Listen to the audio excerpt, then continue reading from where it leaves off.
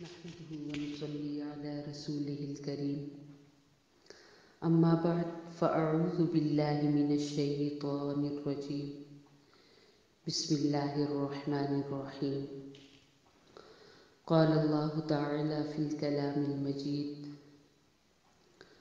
والعصر إن الإنسان لفي خسر إلا الذين آمنوا وعملوا الصالحات وتواصوا بالحق وتواصوا بالصبر صدق الله العظيم اللهم صل على محمد وعلى آل محمد كما صليت على إبراهيم وعلى آل إبراهيم إنك حميد مجيد اللهم بارك على محمد وعلى آل محمد كما باركت على إبراهيم وعلى آل إبراهيم إنك حميد مجيد۔ تمام تعریفیں اس اللہ رب العزت کے لیے ہیں جو تمام جہانوں کا تن تنہا خالق ہے۔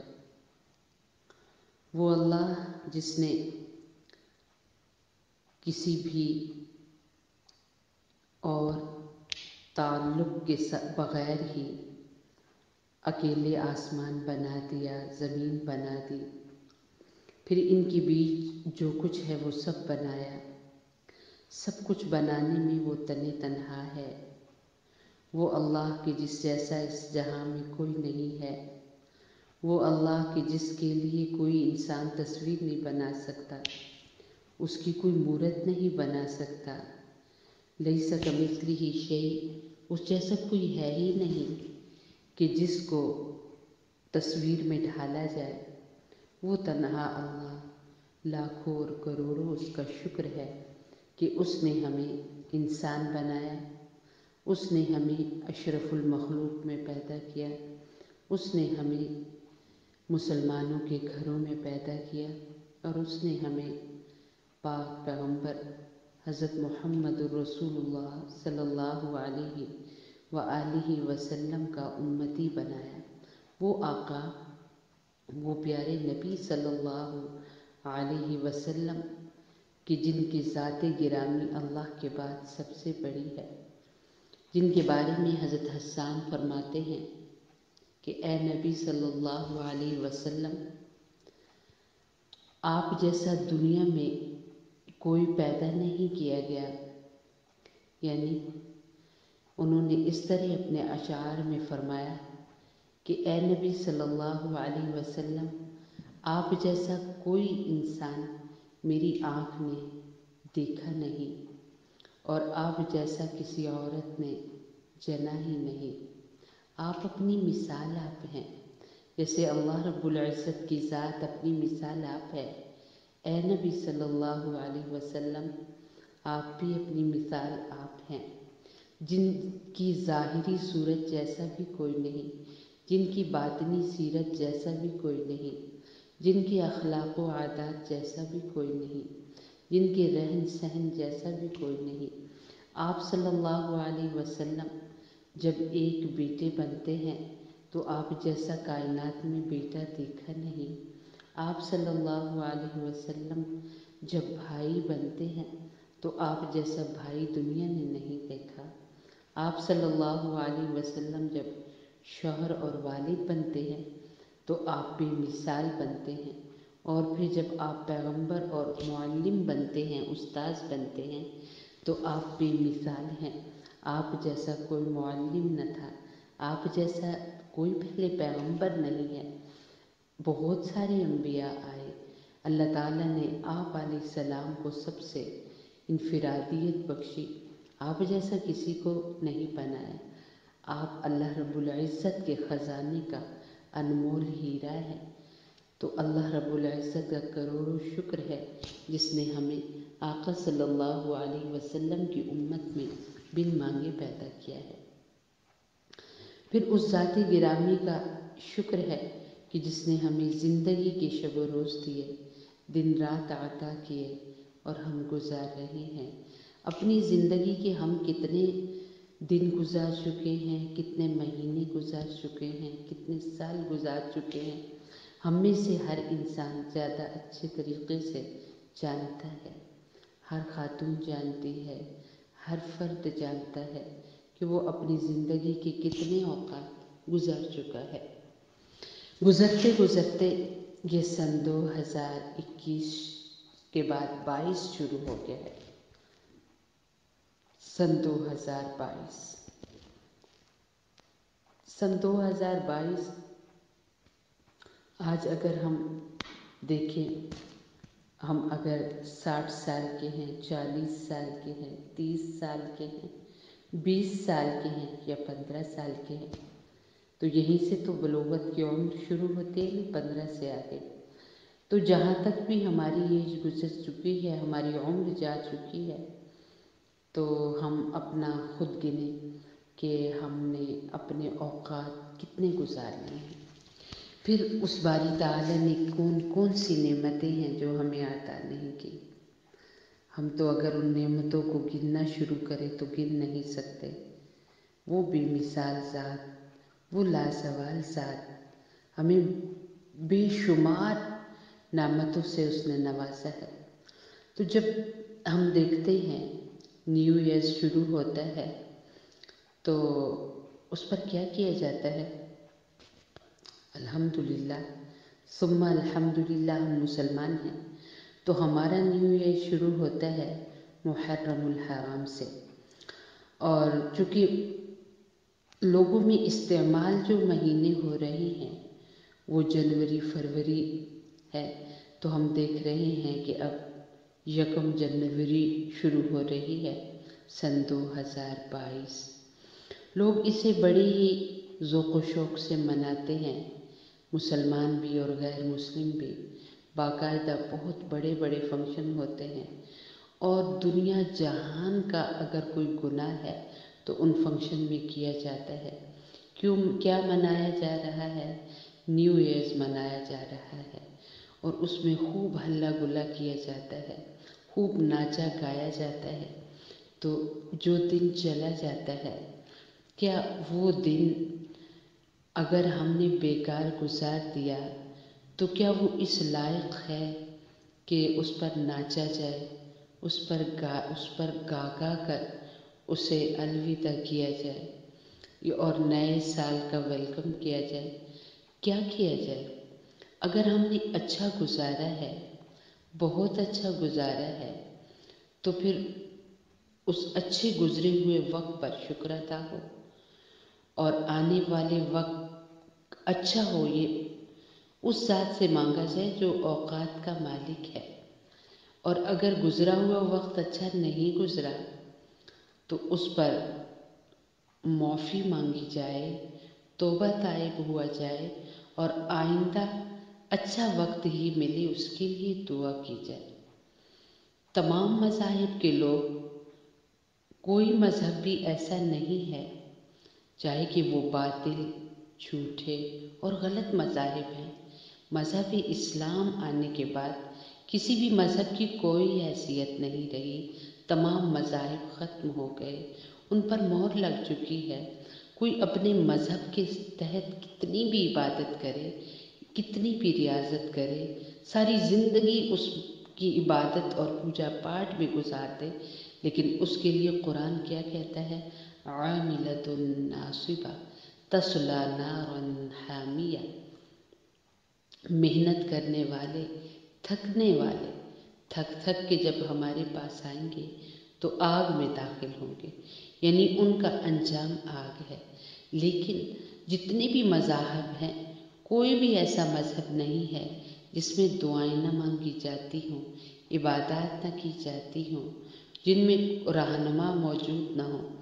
تو کیا تمام مذاہب کے جو لوگ ہیں وہ تھوڑا سا شعور تو رکھتے ہیں، اور وہ یہ سوچیں کہ ہمارا جو گزرا ہوا وقت ہے وہ ہمارا کیسا گزرا ہے، اور جو ہمارا آنے والا وقت ہے وہ اب کیسا ہمیں ملنے والا ہے۔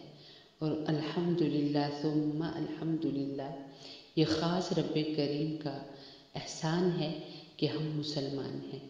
اس رب کریم کا جتنا ہم شکر ادا کریں اس نعمت پر کہ اس نے ہمیں اسلام کی دولت سے مالا مال کیا، کہاں ہم نے خود مانگا تھا۔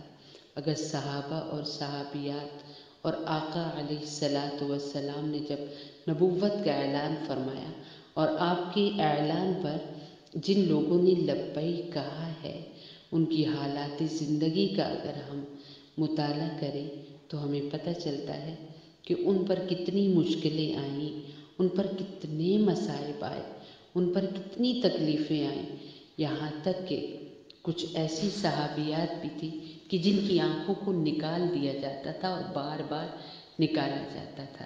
ایک صحابیہ ایسی بھی ہیں کہ اسلام لانے کے جرم میں ان کو 2 جانوروں کے ساتھ ان کے پاؤں کو باندھا گیا اور ان کو مخالف سمت دوڑایا گیا اور ان کے 2 ٹکڑے ہو گئے۔ ایسی بھی صحابیہ گزری ہیں اور ایسے بھی صحابی لوگ موجود ہیں نبی اکرم صلی اللہ علیہ وسلم کے شاگردوں میں، جن کے بارے میں آتا ہے کہ اسلام لانے کے جرم میں مکہ کی تپتی ہوئی ریت پر انہیں گھسیٹا جاتا تھا۔ بعض کو جو کچی ہوتی ہے جانور کی کھال اس کے اندر لپیٹ کر نیچے آگ لگائی جاتی تھی، یعنی وہ دھواں ان کو دیا جاتا تھا۔ اس قدر ہولناک تکالیف دی گئی۔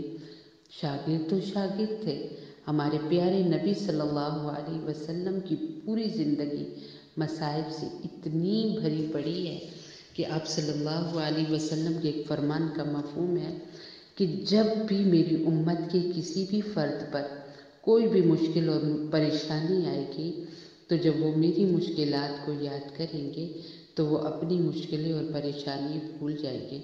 کوئی بھی وقت ایسا نہیں، کوئی بھی راستہ ایسا نہیں، کوئی بھی موڑ ایسا نہیں جس میں اللہ رب العزت نے آقا علیہ الصلاۃ والسلام کو آزمایا نہ ہو۔ تو حضور اقدس صلی اللہ علیہ وسلم کے صدقہ سے دین اسلام کی دولت سے ہمیں مالا مال کیا گیا، اسلام کی دولت ہمیں عطا کی گئی، تو ہمیں یہ بن مانگے ملا ہے اور ہم نے اس پر کوئی قربانی بھی نہیں دی ہے۔ شاید کہ یہی وجہ ہے کہ ہمیں اس کی قدر نہیں ہے۔ بنا قربانی کے ہمیں ملا ہے، بنا کچھ قربان کیے ہمیں یہ دولت مل گئی ہے، تو اس انمول خزانے کی اس لیے ہمیں قدر نہیں ہے۔ جن لوگوں نے جانیں دے کر، وطن دے کر اور اولادیں دے کر، مال و دولت دے کر، سب کچھ بیچ کر اسلام لیا تھا، انہیں اتنی قدر تھی اسلام کی کہ پھر وہ اسلام پر مر مٹے اور پھر وہ اسلام کے لیے مکہ اور مدینہ جیسے شہروں کو انہوں نے جب اسلام پھیلانے کے لیے چھوڑا تو پلٹ کر واپس نہیں آئے، اسلام کو پھیلاتے چلے گئے، جہاں گئے وہیں ان کی قبریں بن گئی۔ انہیں قدر تھی، آج ہمیں قدر نہیں ہے۔ تو اللہ رب العزت نے یہ انمول خزانہ ہمیں دیا ہے اور اس کا کروڑوں بار پہ شکر ہے کہ اس نے ہمیں مسلمان بنایا ہے۔ تو آپ دیکھیے ہماری زندگی کے کتنے شب و روز چلے جا چکے ہیں، کتنے ہم اوقات گزر چکے ہیں۔ وہ اللہ کہ جس نے ہمیں چلنے کی طاقت دی، بولنے کی طاقت دی، سننے اور دیکھنے کی طاقت دی، پکڑنے کی طاقت دی، ہم اس کا کتنا شکر ادا کرتے ہیں۔ وہ چاہے تو ہماری آنکھیں جو رات دن غیر محرموں کو دیکھتی ہیں وہ ان کی بینائی لے لے۔ وہ جسم جس پر ہمیں بہت فخر ہے، جس پر ہمیں بڑا ناز ہے، وہ چاہے تو اس کو پل بھر میں مفلوج کر دے، ہم اٹھنے کے لائق نہ رہیں، ہم چلنے پھرنے کے لائق نہ رہیں۔ آج ہم اپنے ماں باپ کو دیکھیں کہ ایک وقت تھا کام کر کر کے یہ تھکتے نہیں تھے، لمبے چوڑے یہ سفر کرتے تھے، ایسا لباس پہنتے تھے کہ دور سے ان سے خوشبوئیں آیا کرتی تھی۔ آج کیا ہو گیا؟ 2 قدم نہیں چل سکتے، وہ کوئی اچھا سا کھانا نہیں کھا سکتے، وہ کسی اچھی محفل میں جا نہیں سکتے، کسی رونق والی جگہ میں وہ جا نہیں سکتے کیونکہ وہ معذور ہو چکے ہیں۔ کتنی بڑی عبرت ہے ہمارے لیے کہ وہی ہمارے ماں باپ جنہیں ہم نے جوانیوں میں دیکھا، آج وہ ہمارے سامنے اتنے بوڑھے، اتنے لاچار ہو چکے ہیں کہ 2 قدم وہ چل نہیں سکتے۔ تو کیا یہ وقت ہم پر نہیں آئے گا؟ ضرور آئے گا۔ تو ہمیں سوچنا چاہیے کہ جو اللہ اتنی نعمتیں ہمیں دے رہا ہے، اس نے اگر پوچھ لیا ہم سے ایک عورت ہونے کے ناطے تو نے کیا کیا، یا ایک مرد ہونے کے ناطے میرے لیے کیا کیا ہے، تو ہمارے پاس اس کا کیا جواب ہے؟ ہمارے پاس اس کا کوئی جواب نہیں۔ لوٹ آئیے، اللہ کے دربار میں آ جائیے۔ سن 2022 بہت پیارا ہونا چاہیے۔ اللہ اور اللہ کے رسول علیہ السلام کو منانے والے ہم بنے، اللہ اور اللہ کے رسول علیہ السلام کی مان کر چلنے والے بنے، مسلمان ایک بہترین مسلمان بنے۔ میری اللہ سے دعا ہے کہ اللہ اس سال کو ہمارے لیے بابرکت بنا دیجیے، اور گزرے ہوئے سال میں جو غلطیاں ہوئیں رب کریم انہیں معاف فرما دیجیے۔ اے اللہ پوری امت کی غلطیاں معاف فرمائیے۔ اللہم اغفر لامت محمد صلی اللہ علیہ وسلم، اللہم ارحم لامت محمد صلی اللہ علیہ وسلم، اللہم اصلح لامت محمد صلی اللہ علیہ وسلم۔ سبحان ربک رب العزت عما یصفون وسلام علی المرسلین والحمد للہ رب